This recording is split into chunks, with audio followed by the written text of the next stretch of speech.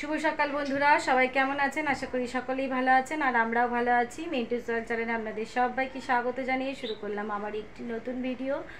আজকে হলো বুধবার আর এখন বাজে সকাল 11:30। কারণ সকাল থেকে শুরু করিনি, ওদিকে রান্নাঘরে কাজ টাজ করছিলাম। রান্নাবান্না সব কমপ্লিট হয়ে গেছে। আর যেহেতু আজকে অম্বুবাচী ছেড়ে গেছে, মানে কাল রাত্রিরে, মঙ্গলবার রাত্রিরে, তো আজকে যেহেতু ঠাকুরগুলোকে ভালো করে স্নান করাতে হবে, তো দেখুন আমি এখানে এই যে দেখুন মা কালীর সমস্ত পাল্টে নিয়েছি, যেখানে কাপড়গুলো ফেলে রেখেছি। আর এই যে সমস্ত দেবতাদের কালকে বৃহস্পতিবার, যেটা আর কি বৃহস্পতিবারে করি, সেটা আজকে আমি বুধবারেই করে নিলাম। কাল আর করবো না, আজকেই। তাই সমস্ত দেবদেবীদের ঠাকুরের কাপড়গুলোকে পুরো পাল্টে নিয়েছি, মুছে নিয়েছি। আর এখন বসেছি পুজোটা দেব।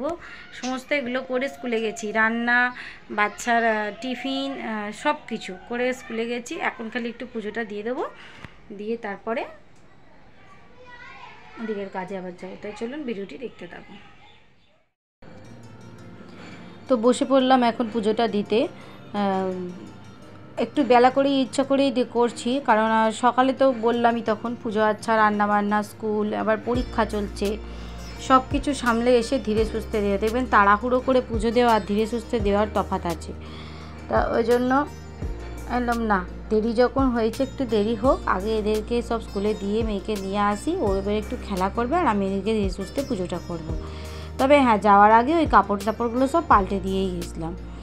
আর এই তো এখন পুজোটা দিয়ে নেব, নিয়ে এরপরেও কাজ আছে, অনেকগুলোই কাজ আছে, দেখতেই পাবেন। মানে আজকে যা যা করেছি সারাদিন সব ভিডিওই শেয়ার করেছি। মাঝে মাঝে ভাবি আজকে আর ব্লগ করব না, একদিন ছাড়া ছাড়া যেহেতু দিই ভিডিও, তারপর ভাবি না থাক একটু করি। এগুলো নিয়ে যখন আছি থাকি, কেউ তো নেই বাড়িতে, একাই থাকি। এই রূপু আর আমার চুনুমনু, এই যে আমি এখন পুজো করছি, চুনুমনু ওদিক থেকে খুব চেঁচাচ্ছে। ওদের খাবার দানা দেওয়াই আছে, মনে হয় প্রচণ্ড গরম, চান করবে, ওই জন্যেই অত চেল্লাচ্ছে। মানে জলটা ভর্তি করে দিতে হবে বাটিতে আর কি। তো আগে পুজোটা করে নিই, তারপর ওদেরকে একটু দেখবো। আর যেহেতু আমার পুজো করতে সময় লাগে, সেই জন্য আমি একটু স্পিড দিই। কখনোই আমি পুজোটা স্পিড ছাড়া দেখাতে পারি না। ওই সব ঠাকুরকে তুলসী দেওয়া, মানে যাদের যাদের দেওয়ার আছে, আর ওই চন্দন লাগানো, মোছা, পরিষ্কার করা, এই আর কি।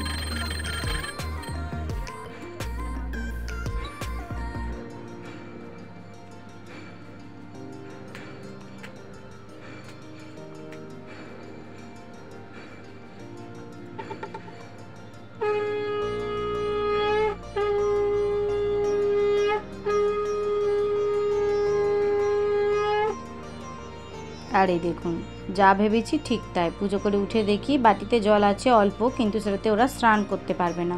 কি সুন্দর ওরা স্নান করে দেখুন। ওই বাটিটাতে জল ভর্তি করে দিলেই ওইটার মধ্যেই একবার মাথার দিকটা ডোবাবে, একবার পায়ের দিকটা ডোবাবে, একবার ডানাগুলো হালকা ডোবাবে, তারপর ঠোঁটে করে করে সেই জলটা নিয়ে নিজেদের মধ্যে, আমরা যেমন মাথায় জল আঁচড়া দিই ওরকম করে আঁচড়া দেবে, দিয়ে গাটাকে পুরো ভিজিয়ে নেবে, নিয়ে তারপর শান্তি মতন বসে আবার গাটা চেটে চেটে শুকনোও করবে।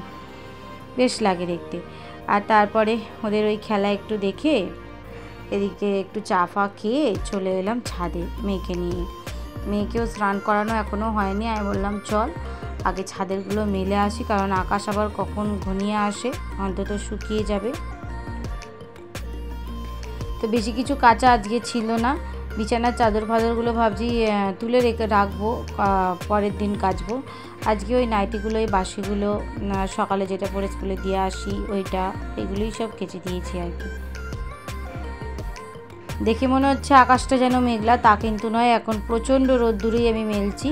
যেহেতু ওই ক্যামেরা ফিট করলে কেন অন্ধকার এখানটা লাগে আমি বুঝি না। দূরে ওই সিঁড়িটার ওপর ফোনটা রেখে আসি আর এরকম লাগে।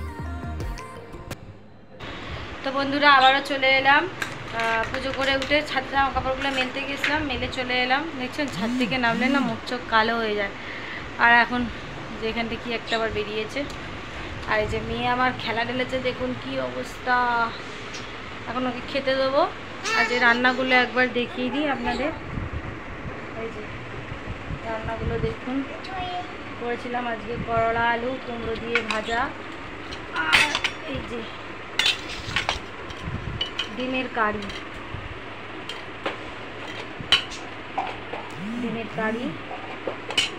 আর এখানে আছে ডাল, আর এটা হলো আমার চুনোমুনো খাবার। আর এই পাতে ডিম সেদ্ধ করা আছে, একটা ডিম ভেঙে গেছে, ওটা আমি খেয়ে নেবো আর রূপুকে গোটাটা দেবো, কারণ ওই ভেঙে গেছে বলতে একটুখানি ডিমটা ছাড়তে গিয়ে খোলাটা ছেড়ে গেছিলো, তারপর আবার ওখান থেকে একটু নিয়ে পাখিকে মেখে দিয়েছি, ওই জন্য ওটা ছেড়ে গেছে। তো চলুন মেয়েকে খাইয়ে দিই, দিয়ে আসছি। আর এটা দেখুন একদম সন্ধেবেলা, মাঝখানে আপনাদের এটা শেয়ারই করা হয়নি, একটা কাঁচা আম বাজারে পাওয়া ছিল, সোমবার দিনে বাজার করেছিল, একটা কাঁচা আম এনেছিল। তা সেই কাঁচা আমটা ভাবলাম যে না বাবা ফ্রিজে আর রাখবো না, একদিন হয়ে গেছে তো কুটে এই একটাই আম ছাদে রোদ্দুরে কেটে দিয়ে এসেছিলাম একটু হলুদ মাখিয়ে, ওই ছেলের জন্য সেই যে আম কাসুন্দি বানাবো তা বানিয়ে দিলাম, না হলে ও বলবে যে মা বানিয়ে দিল না, আবার পরে আর কাঁচা আম পাওয়া যাবে না।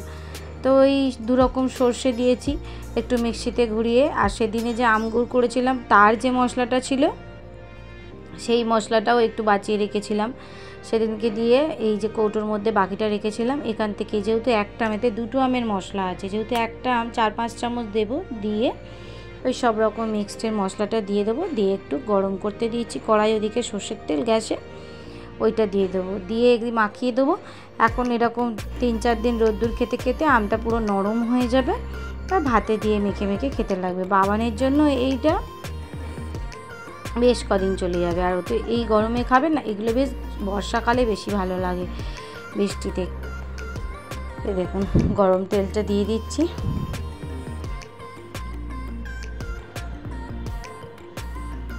ব্যাস এবার মাখিয়ে নেবো, পুরোটা হয়ে যাবে আম কাসুন্দি। আমার ছেলে তো খুব খুশি হয়ে গেছে এটা দেখে, মানে ওর এই জিনিসটা এত প্রিয় কি বলবো, ও ওই গুড় আম চাটনি অত পছন্দ করে না, এই ঝাল টক এই ধরনেরগুলো খেতেই ও বেশি ভালো লাগে, ঝাল এতে নেই, বেশ টক টক মতন ও ভালোবাসে আর কি।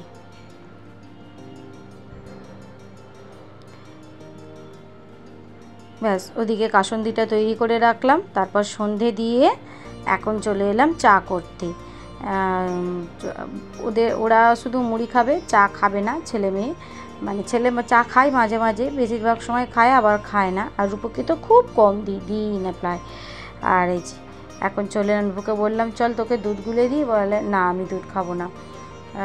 তাহলে নাও, যেহেতু আমাদের সঙ্গে চপ মুড়ি ওর বাবা এনেছে, ওদিকে সাজিয়ে দিয়ে এসেছি গামলাতে, মাখতে বলছি মাখতে পারবে না, সেটাও মা। আর আমার যেহেতু বাঁ হাতে ক্যামেরা, ডান হাতে চায়ের প্যান, তো আমি পারছি না চাটা ভালো করে ছাঁকতে। দেখুন কোনো রকমে ছাঁকুনিটা কাপের ওপর রেখে ছাঁকছি, আর ওদিকে ওরা তাড়া মারছে তাড়াতাড়ি এসো মুড়ি মাখো, কী বলবো বলুন তো।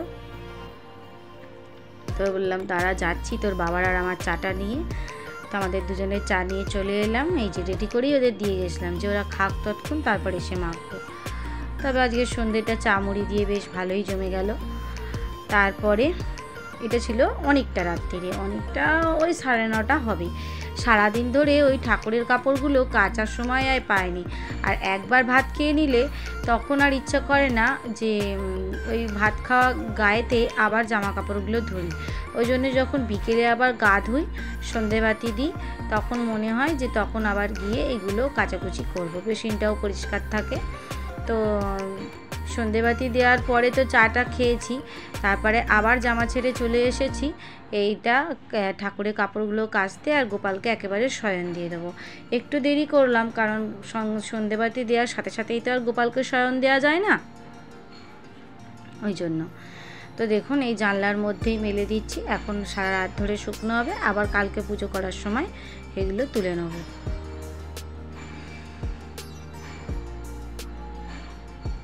তো বন্ধুরা, আমার ভিডিওগুলো যদি আপনাদের ভালো লেগে থাকে তাহলে অবশ্যই আমার চ্যানেলটিকে একটি সাবস্ক্রাইব করে দেবেন, পাশে থাকার বেল আইকনটা প্রেস করে দেবেন যাতে আমার ভিডিও নোটিফিকেশানগুলো আপনাদের কাছে পৌঁছে যায়। আর যারা অলরেডি এই কাজটা করেছেন তাদেরকে অসংখ্য ধন্যবাদ, অনেক অনেক ভালোবাসা। তাহলে চলুন বন্ধুরা, আমার আজকের ভিডিওটা এই পর্যন্তই। সবাই ভালো থাকবেন, সুস্থ থাকবেন। দেখা হচ্ছে আবারও একটি নেক্সট ব্লগে। সবাইকে নমস্কার, টাটা।